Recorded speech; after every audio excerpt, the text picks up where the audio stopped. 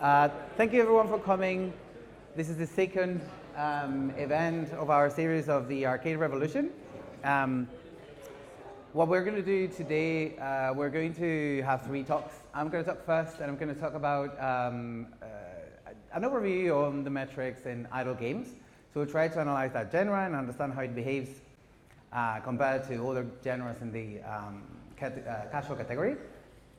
And then we will have Olivier from Homa Games, who is going to talk about their learnings developing idle games and particularly developing Idle World.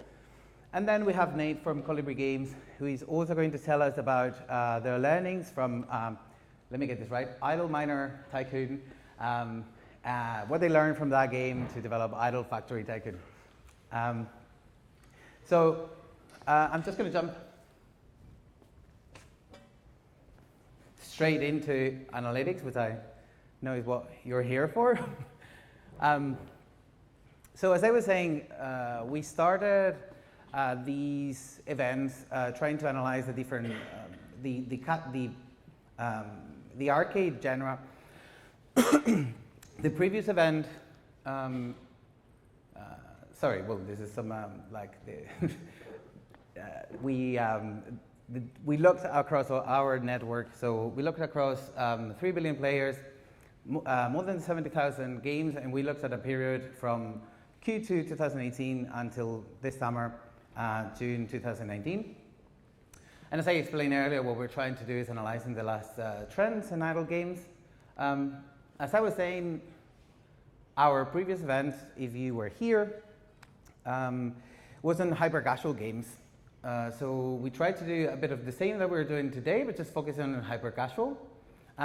However, we did find it a little bit complicated to target particularly hyper-casual games. So we used, and this is because hyper-casual, as you know, is not an App Store category.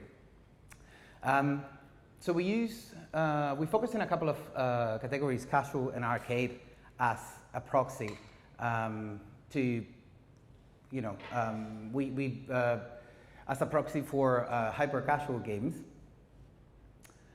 What we tried to do this time, because obviously it's not as easy with idle, it doesn't relate as well, it's a little bit more difficult than the overall category for arcade, is borrowing Game Refinery's taxonomy, which if you're not familiar with, is a very interesting taxonomy. It split the games, specifically for mobile games, split across 3 levels. And in this particular event, we're going to focus in the casual category, and particularly in arcade, and obviously within arcade, idle. And we will compare it to hyper-casual, to the hyper-casual subgenre that we analyzed last time. So we're going to look at 3 main areas: player behavior, then we're going to look into retention, and then we're going to look into monetization. In player behavior, obviously, we should start with DAU. It's one of the most representative success metrics for any game. So when we analyze the arcade genre and we compare the different subgenres against each other, we see something that obviously we were all expecting. Hyper-casual is the highest performing when it comes to daily active users. Hyper-casual shows over 70K daily active users, which is crazy. It's like twice as much as the second genre in the second subgenre in the same category. So you're gonna hear me going back and forth with genres, categories, and subgenres, because it's a little bit complicated in my head. But yeah, as I was saying, it has almost 3 times more players than the next subgenre, which is platformer, which is nearly there with idle.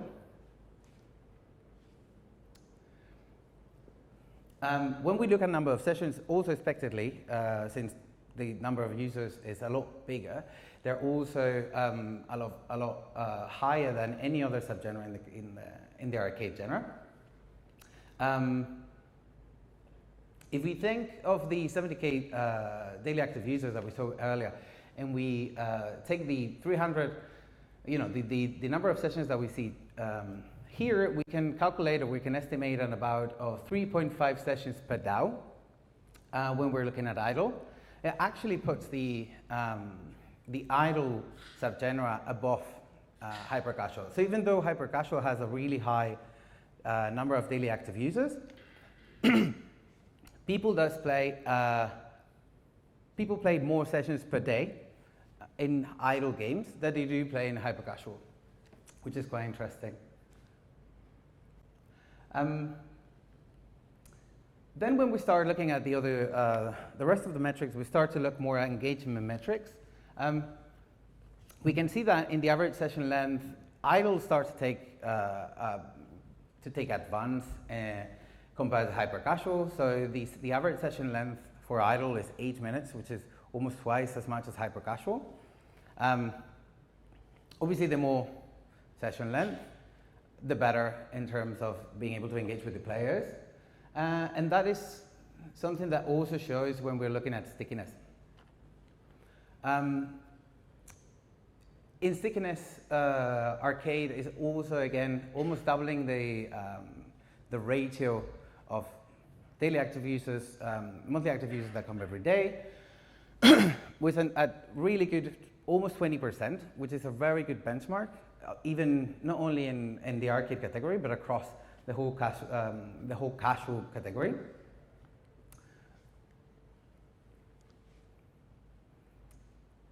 So there are three main things that we can understand from these kind of overall metrics. The first is that compared to hyper casual games, idle have a lot smaller audience. However, that audience is a lot more engaged. They do play more sessions per day, and they do engage, and they do play longer sessions. Now, if we jump into retention, which obviously is also an engagement metric, but it's important enough to have it as its own category. When we look at the retention trends of idle, just to understand how the market is changing, the first thing, so the dotted lines are the previous period. That would be from 2017 to 2018. The solid lines represent the top, medium, and bottom games in the category. So something that we can see is that the market seems to be, the retention on day one seems to be slowly dropping. There are two main interpretations to this. One is obviously people are not engaging as well. People are not as easy to retain from day one. The other thing that we can understand, and when we look at day 7 as well, we can see that the trend is similar. It's also going down. It's also like it's even like the curve is even more steep. What we can take away from this, again, like, is two things. One, the market like the people may be more difficult to engage. The other possibility is that the market is growing quite rapidly, pushing the top 25 or pushing the the good games higher up in the tier. So the games that we perhaps saw last year as the top 25 or in the medium, now they are actually lower.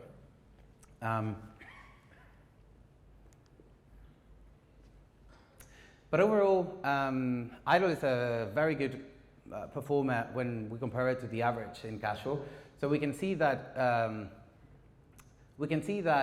the top 25, even if they are not as good, like if those games in the top 25 don't have as good metrics as last year, we can see that the retention day one is on a 42%, which is a pretty good retention.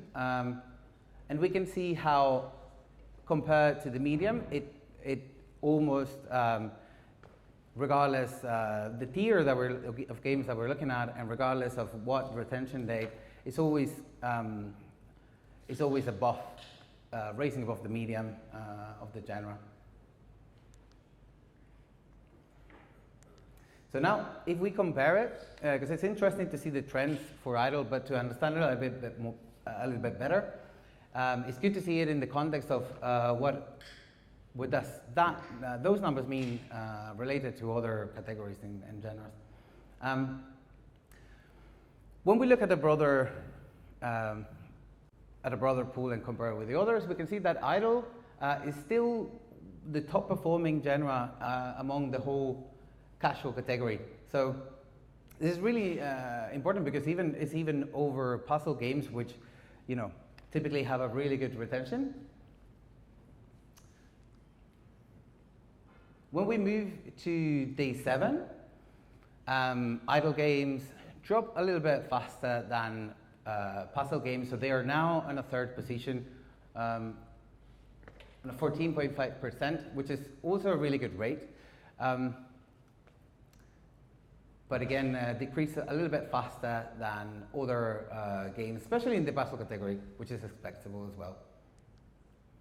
When we look at day 28, again, it decreases more rapidly than puzzle games, so now it is in 5th position among the casual category, but still we can see that it's the top performer among arcade, and still shows a 5.5% day 28, which is pretty good for arcade games. So again, like what we can take away from the retention or the metrics that we see in retention is that the market seems to be growing in idle. We do see more games that we did in the last period. Also, we see that it is the highest performing genre in the arcade category. So even though it rapidly decreases when from day 1 to day 28, it's still the benchmark is quite high compared to the rest of the genres in the arcade. And finally, if we look at monetization, which is quite interesting because obviously idle games, one of the particularities of idle games within the arcade genre is that they also monetize quite well in in-app purchases. And this is something that we wanted to have a closer look and understand how well do they perform compared to others. Here we can see the conversion over time on idle games. We can see also a slow drop in the conversion. This slight drop is something that we've seen not only for these 2 metrics, and that is why also we believe that one of the reasons that the market is growing and is again pushing, what it was the top 25, now perhaps are the top 15 or even the top 5. But in any case, we can see, especially when we look at the top 25, we can see a growing trend. Even though it finishes at about the same conversion rate as now, this is probably a stational thing. And when we look at higher tier games, we can see that the growth, especially for the top 5%. So in this slide, you can see added to those 3 tiers that we've been seeing so far. We can see the top 15 and the top 5. We can see that the growing trend is a lot more clear when we look at those games. So the next thing that we decided to do here is just to compare idle directly with another of the biggest genres subgenres in the arcade genre, which is hyper casual. So, I mean, expectedly, of course, we all knew or assumed that idle was going to perform a lot better than the hyper casual, but it's interesting to see actually what is the scale. So we can see almost a 3 times, when we look at top 25, which again, if you have a successful game, at least it should be on the top 25, we can see that it performs 3 times better than hyper casual.